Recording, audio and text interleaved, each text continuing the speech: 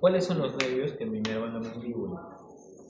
¿Tiene otro nombre? ¿Nervio dentario? ¿O nervio labio inferior? ¿Qué más? Nervio bucal, Nervio bucal, nervio meridiano, nervio incisal y el nervio lingual. Muy bien. Ahora, cuando nosotros tenemos acá a nivel de la rama de la mandíbula, tenemos un conducto, ¿no? Y este conducto es el conducto dentario inferior que me va a alojar el nervio dentario inferior.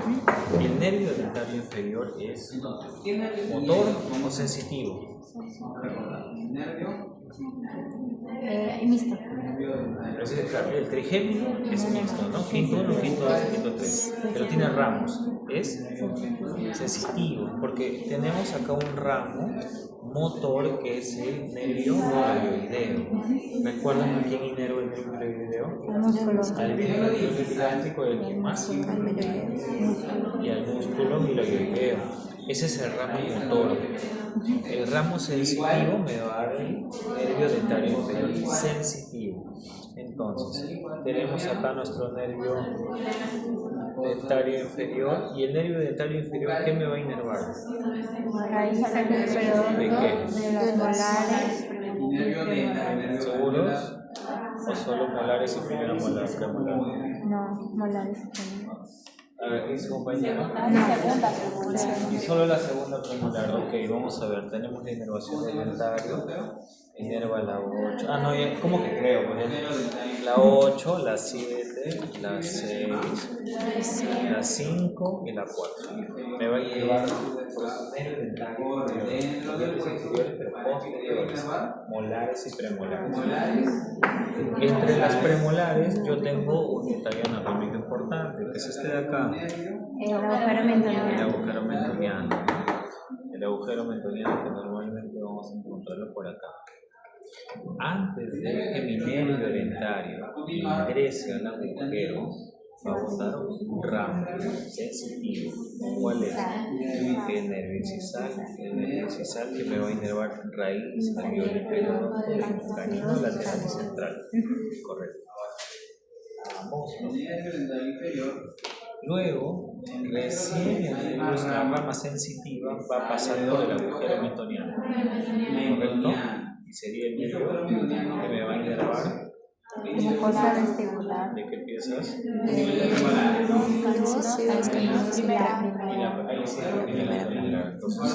Central, lateral, canino y la primera premolar. Entonces, ingresa al dentario y me va a inervar la mucosa vestibular, central, lateral, canino y primera premolar. Ahora, necesito también la inervación de la mucosa vestibular de las piezas posteriores.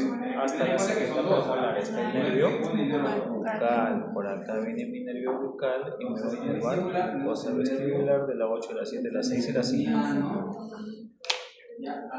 Tengo raíz alveolo inferior, vestíbulo, ¿qué me falta? Lingual, mucosa lingual. Y vamos a tener acá el nervio lingual. Ahora, para suerte de ustedes, es sencillo no tienen arterias, ¿no? ¿Recuerdan cómo eran arterias?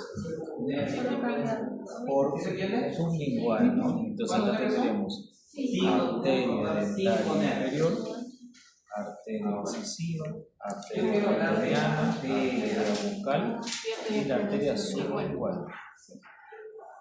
¿Está bien? Listo, entonces.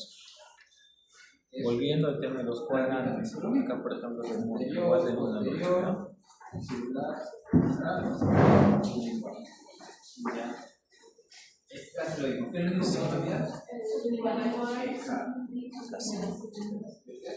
Okay. El cuadrante 1, lado derecho superior, ¿no? Cuadrante 2, cuadrante 3, cuadrante 4. ¿Y cómo es en niños? 5, 6, 7 y 8. ¿Cuánto igualito? Exacto, el quinto, sexto, séptimo, octavo, ¿no? Ya saben que los niños no tienen en este caso premolares, terceras molares.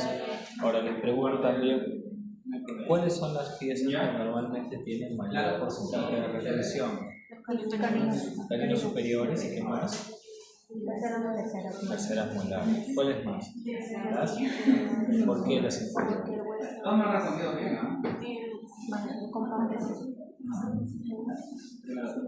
Recuerda, el hueso es compacto, pero justo por eso es que nosotros tenemos que tener consideración para desgastar ese hueso y sacar al diente. Eso. Entonces, me olvidé. ¿Cuál es la pregunta? ¿Por qué es más difícil? No, esa no es la pregunta. Porque se retiene. Sí, ¿cuál tiene mayor porcentaje, mayor prevalencia de retención maxilar? Es la molar inferior, la tercera molar inferior. Luego tenemos al canino y el menor porcentaje de las terceras molares superiores, ¿no? Nosotros siempre decimos que en una caja hay una tapa, ¿no? Mi tapa es la maxila y el caja es la mandíbula, y la mandíbula generalmente es más pequeña. Por eso sufre un mayor porcentaje de retención. ¿Bien? Tenemos entonces nuestra mandíbula. ¿Cuántas partes tiene? 3. ¿Cuáles son? Cuerpo y 2 ramas. Cuando tenemos en este caso el desarrollo embrionario, ustedes saben que se fusiona, ¿no? Las síntesis. Un detalle anatómico a nivel de síntesis mentón, ¿no? Que es esta estructura de acá. Tenemos nuestra síntesis de mentón, nuestra línea aurícula externa y la línea aurícula interna, que sí me divide dos cosas importantes, una más grande que la otra. ¿Recuerdan las cosas? Fosa sublingual, ok, y cada una de ellas que me va a alojar las glándulas salivales y mandíbulas. ¿Cuál me estaría faltando? La paroidea, esa es maxila, ¿no? Maxilar. Entonces tenemos la glándula submandibular y la glándula sublingual por encima de la línea lingual interna. Ahora, otro punto también importante. Cuando, por ejemplo, nosotros vemos una panorámica, podemos tener pacientes que tengan dolor articular, un problema en la ATM, ¿no? Y por eso es importante evaluar esta estructura que se llama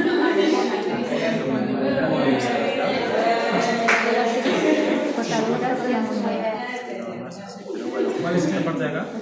Escotadoras sigmoidea, y acá tenemos la coronoides. De estos tres, nosotros vamos a tener la articulación temporomandibular con los cóndilos. Ok, entonces, cuando nosotros tenemos los cóndilos se almacenan o están articulados con la cavidad intermedia y en el medio que tenemos El disco articular. el disco articular. El disco articular. Ahora, yo les pregunto, si nosotros tenemos alguna alteración, un dolor a nivel de disco articular, ¿cómo podemos diagnosticar a ese paciente? ¿Cómo tendría que evaluarlo probablemente?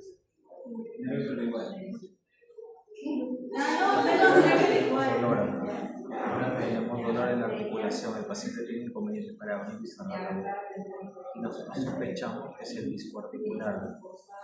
¿Qué exámenes podemos tomar de ese paciente? Una sería una opción la radiografía. ¿Ves en la radiografía el disco articular? ¿Lo puedes ver? ¿De qué consistencia? ¿Cuál es el caso? ¿De qué consistencia es el disco? ¿Es? Lo podrías ver probablemente no, porque nosotros tenemos densidad ósea en el hueso, una resonancia. Ahora yo les pregunto, ¿nosotros podemos evaluar resonancias? No. Entonces, ¿cómo lo podrías evaluar? ¿Cómo podrías evaluar el detalle del disco con el cóndilo y la cavidad del cóndilo?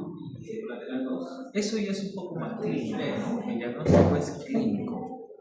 Nosotros tenemos que hacer apertura máxima, lateralidades, microtorsión, puntos de contacto. No sé si todavía están bien. En conclusión, ahorita en qué parte estamos.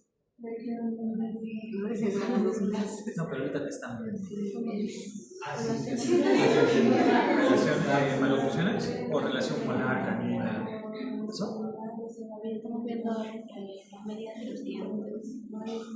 Los detalles anatómicos de los dientes. Ok. Entonces, cuando nosotros tenemos un problema condilar de la ATM, generalmente nosotros vamos a tratar de abordarlo clínicamente, porque en una tomografía o en una radiografía no vamos a poder ver en este caso un detalle anatómico.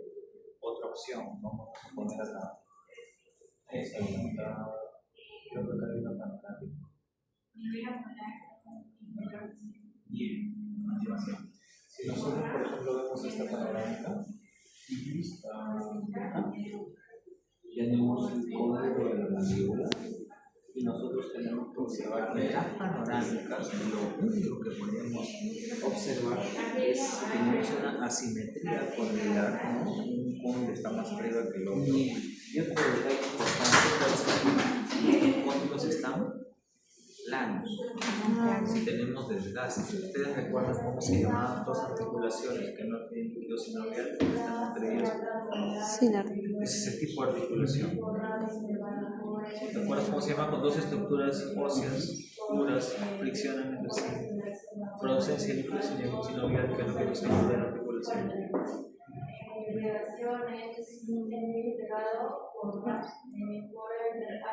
Crepitación. Por ejemplo, tienes tu cavidad adenoidea y tienes tu cóndilo y acá está el disco, pero no hay líquido sinovial, no tenemos un movimiento con lubricación en la articulación. Entonces, eso genera que el disco esté desgastado. Los dos huesos están funcionando, va a tener dolor. Ahora, nosotros vamos a hacer también lo que compete a anestesia. Es importante que yo ya traiga esta mandíbula. Esta es mía. Antes nosotros comprábamos. Antes que me vaya a la clase, porque tengo el video. Toquen esta parte. ¿Cómo está eso?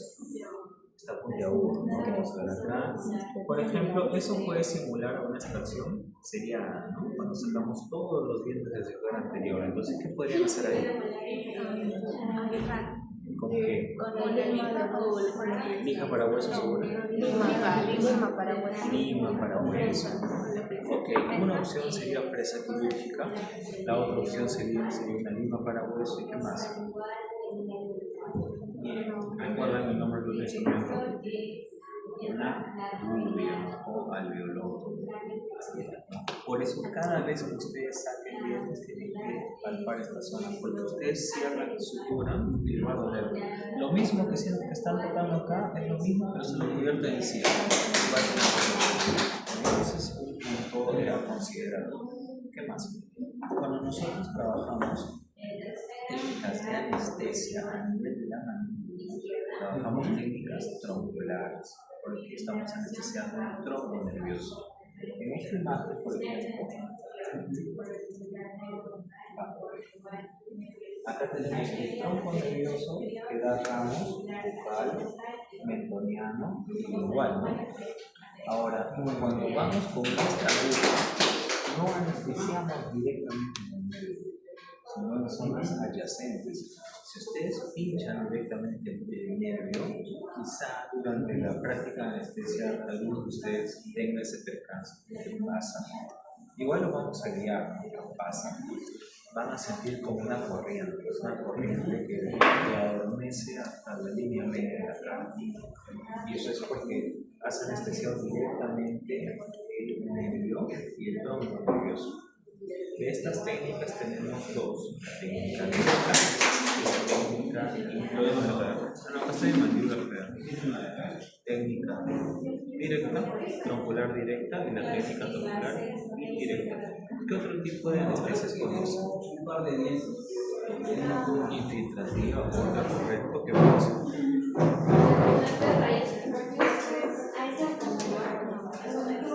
¿Técnica igual? No, otra. Palatina, otra palatina, la técnica palatina, ¿qué más? Hay otras que, por ejemplo, si esta es tu pieza dental, sería periodonto.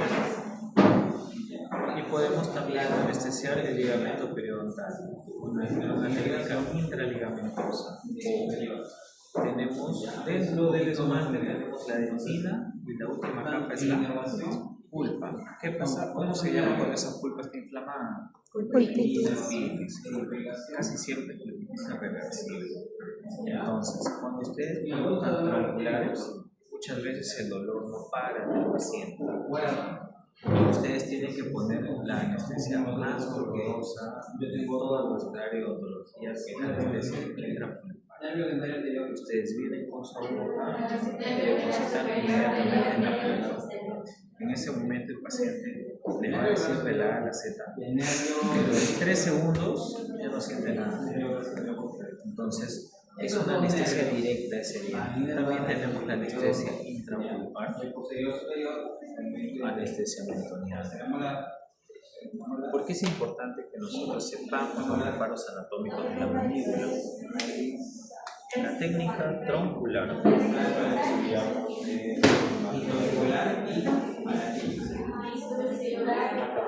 siempre hay que pedirle al paciente que dé una apertura máxima. Y ustedes van a ver reparos anatómicos como la papila retromolar, trígono retromolar, ligamento troncular superior. Esas estructuras solo la van a ver en la apertura máxima. Acá se ve bonita la cosa, ¿no? Esa impresión. Pero eso no se ve en todos los pacientes. Si el paciente está inflamado, el paciente tiene dolor, va a aperturar y ustedes no ven nada, van a ver inflamado.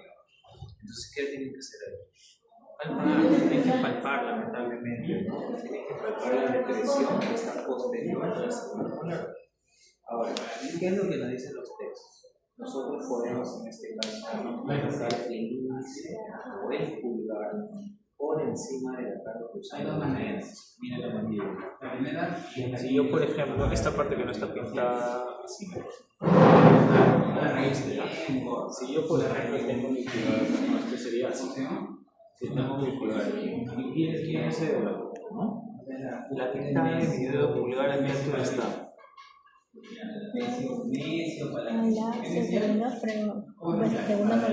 La mitad de mi dedo pulgar, la mitad, ¿a qué altura está?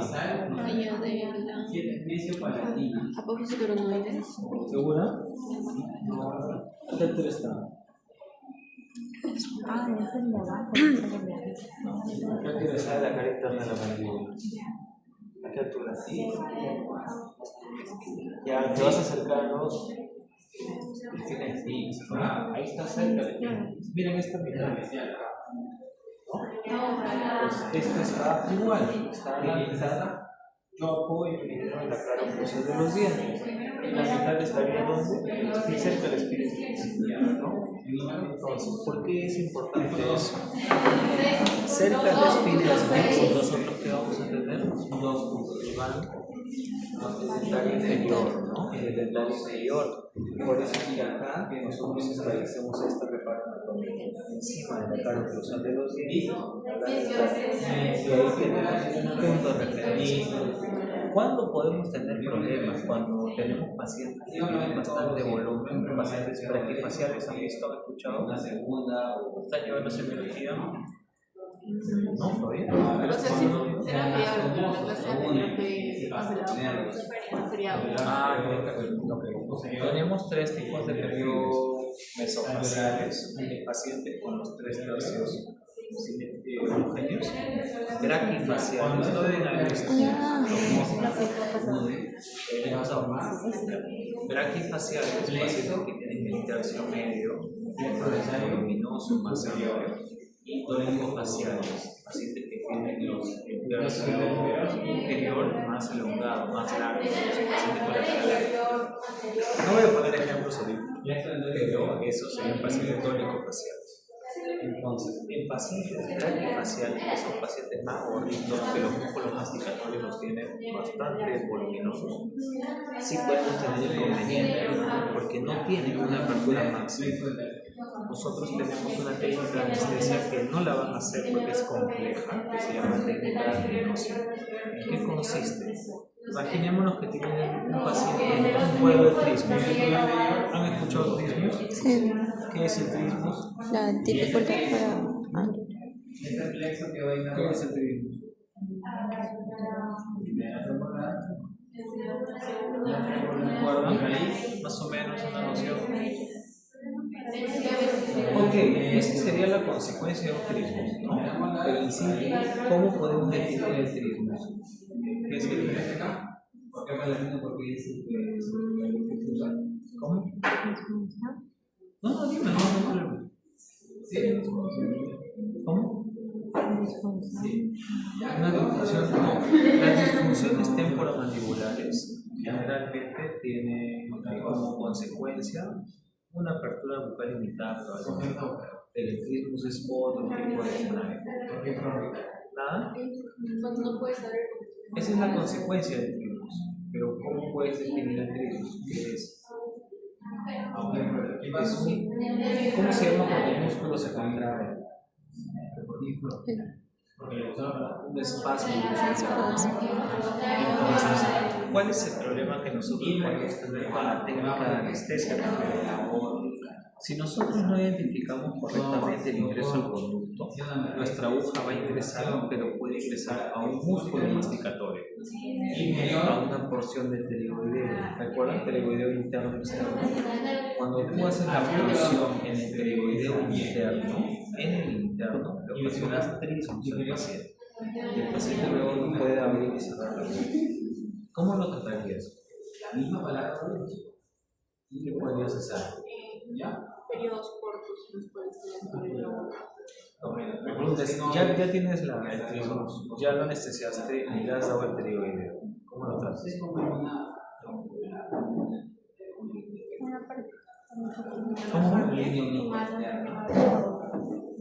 No, pero pues tiene que comer, ¿no? ¿Qué le puedes recetar? Usted que está llevando fármaco, yo sé que está llevando farmacocinética de repente ahorita. Sí. Ok, pero vamos a imaginarnos que ustedes conocen los grupos de fármacos. Tenemos antiinflamatorios, tenemos más. ¿Perdón? Espérame. Los opioides son un grupo de fármacos. Yo a lo que me refiero son los efectos. Tenemos antiinflamatorios, analgésicos, antibióticos, antifibrinolíticos, antitoxígenos. Y para el músculo, ¿cuál sería? No es ninguno de los que he mencionado. ¿Cuál? Okay. Vamos a repasar un poco de eso. ¿No lo has escuchado?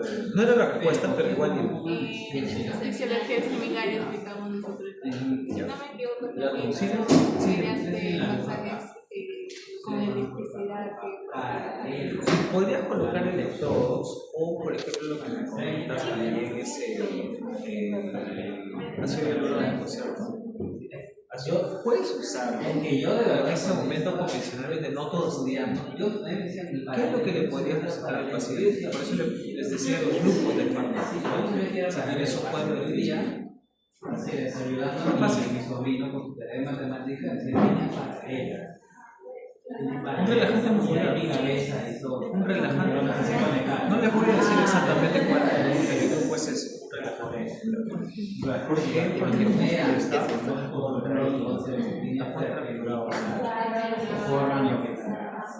Vamos a suponer que nosotros le hemos dado directamente al nervio. ¿Qué le podría ocasionar al nervio posterior a la aplicación de la anestesia directamente en el nervio? ¿Qué podría ocasionar?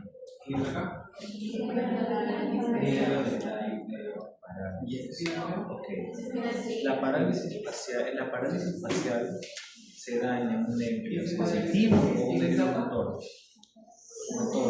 Y estamos hablando de un nervio motor sensitivo. Entonces, no. Exactamente. ¿Cómo podrías definir la parestesia?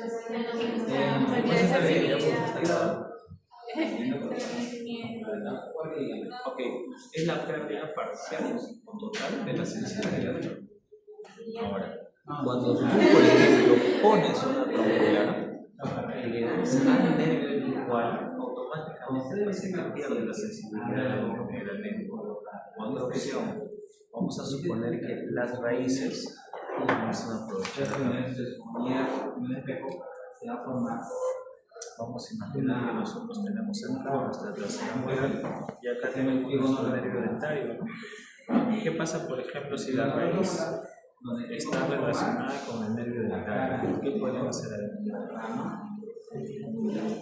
¿Nervio? ¿Lo sacas? No, ¿qué se les ocurre? Está cerca de la raíz del nervio. ¿Cuál es el primer examen que deberían tomar? Radiografía. Una radiografía. ¿Qué pasa si en la radiografía tú ves esto y le mandas un examen más o ya te lanzas? No hay problema. Sí, pero previamente a derivarlo al especialista te va a pedir probablemente un examen más. ¿Cuál otro examen sería 3D para poder ver la relación del nervio con el diente? Una tomografía.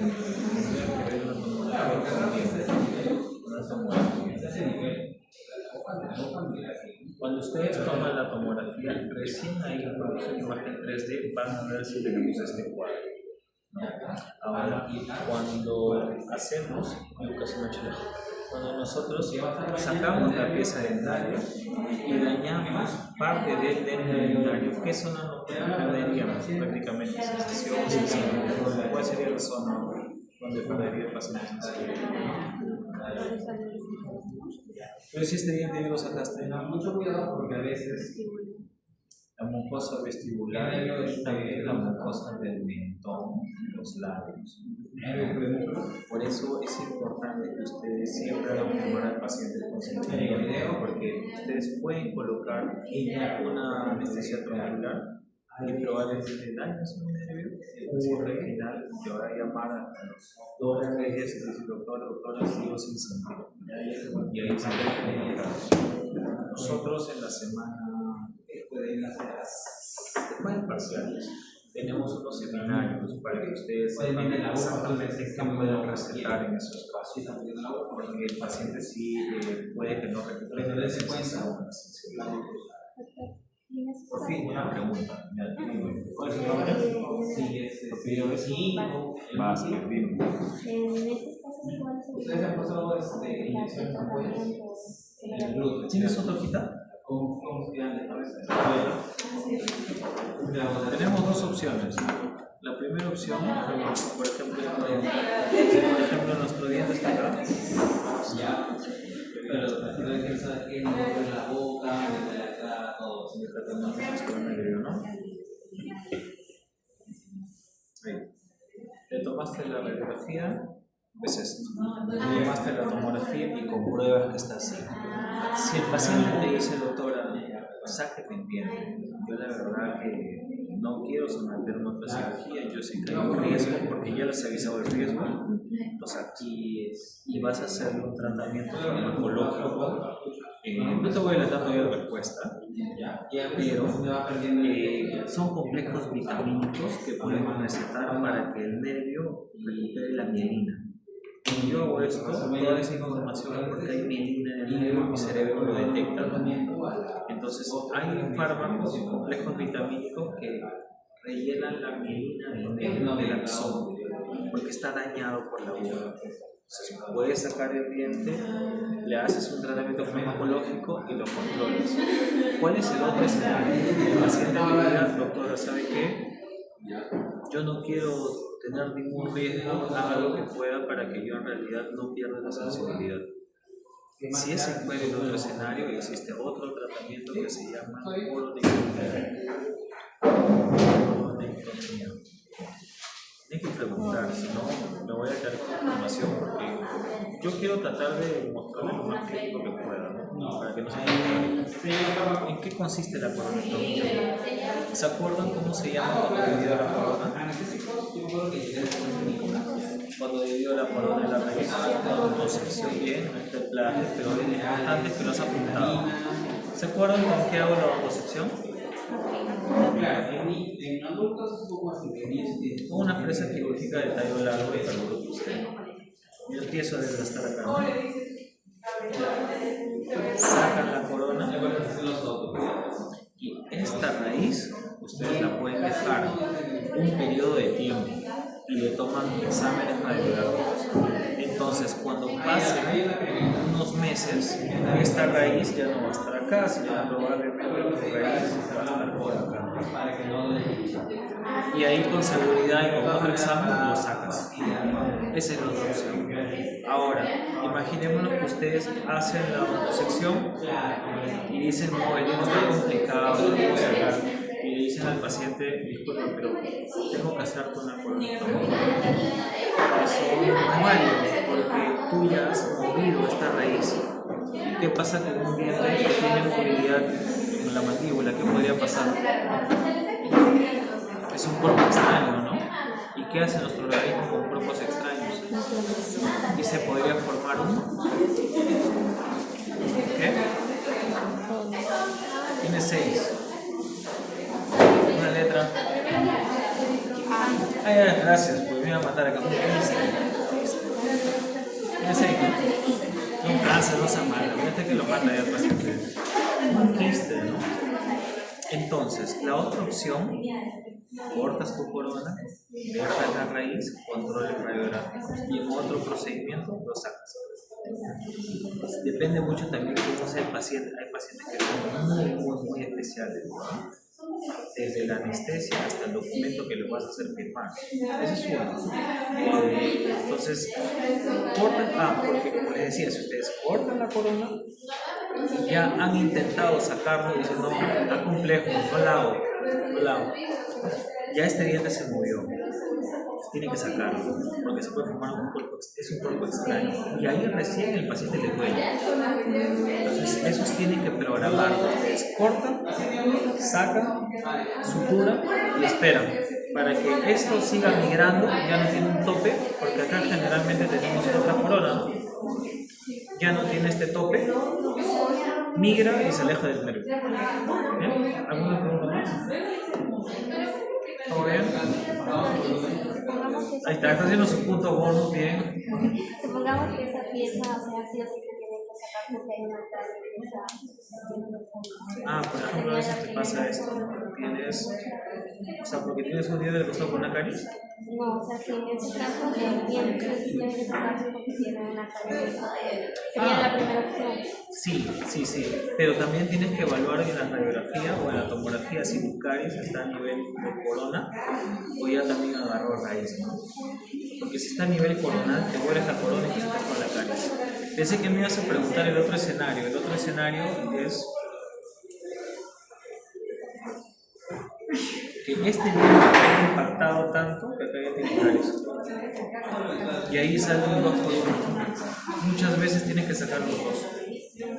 Sobre todo si ya acá se empezó a reabsorber la raíz de la pieza 7, o sea, de la segunda molar. En este caso, tienes que hacer tu autosección, sacas este y probablemente tengas que sacar este. O sacas este, haces tu autosección y dejas la raíz y está sana. Depende mucho del caso. Yo cuando lleguemos a la segunda parte del curso le voy a mostrar las radiografías, porque son de casos clínicos para evaluar un procedimiento. ¿Está bien? ¿Todo bien entonces, chicas? Listo, entonces eso sería todo por ahora. Vamos a ir con unos mensajes finales.